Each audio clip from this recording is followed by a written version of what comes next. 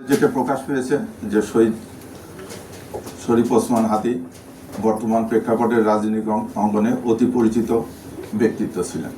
তিনি ইনকলাব মঞ্চের মুখপাত্র হিসেবে ভিন্নধর্মী রাজনৈতিক ধারার সূচনা করেন। বিভিন্ন সময়ে কার্যক্রম নিষিদ্ধ আওয়ামী লীগ ও নিষিদ্ধ ঘোষিত ছাত্রলীগ সংগঠনের বিগত দিনের কার্যকলাপ সম্পর্কে তিনি সভা সমাবেশ, ইলেকট্রনিক ও সোশ্যাল মিডিয়ায় বিভিন্ন রকম সমালোচনামূলক জোরালো বক্তব্য প্রদান করেন। তার এই বক্তব্যে নিষিদ্ধ ঘোষিত ছাত্রলীগে তার সংগঠনের নেতাকর্মীরা ক্ষুব্ধ হয়। আপনারা জানেন, ভিকটিমকে গুলি করা এজার নামে পলাতক আসামি ফয়সাল করিম মাসুদ ওরফে রাহুল ওরফে দাউদ নিষিদ্ধ ঘোষিত ছাত্রলীগের রাজনীতির সাথে জড়িত ছিলেন।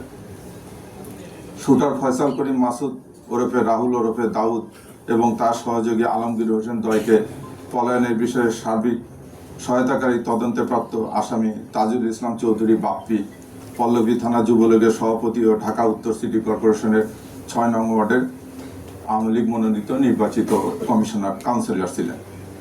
কাজে আসামিদের রাজনীতি পরিচয়, ভিকটিমের পূর্ববর্তী বিভিন্ন রাজনৈতিক বক্তব্য থেকে তদন্তে প্রকাশ পায় যে রাজনৈতিক প্রতিহিংসার কারণে শরীফ ওসমান হাদি ওরফে ওসমান গনিকে গুলি করে হত্যা করা হয়। সার্বিক তদন্ত সাক্ষ্য প্রমাণে ধৃত আসামিদের স্বীকারোক্তিমূলক জবানবন্দি ফৌজদারি কার্যবিধির ১৬৪ ধারায় রেকর্ড করা হয়।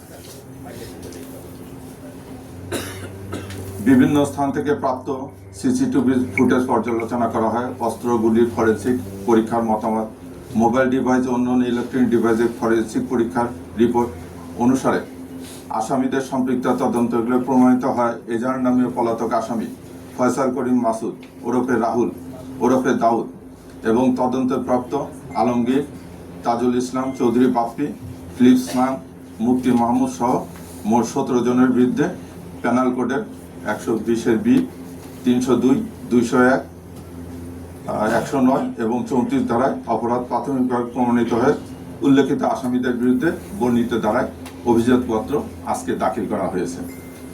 ভবিষ্যতে এই মামলা সংক্রান্তে আরও কোনো তথ্য প্রমাণাদি বা কারো সংশ্লিষ্টতার প্রমাণ পাওয়া গেলে বিজ্ঞ আদালতে সম্পূরক অভিযোগপত্র দাখিল করা হবে।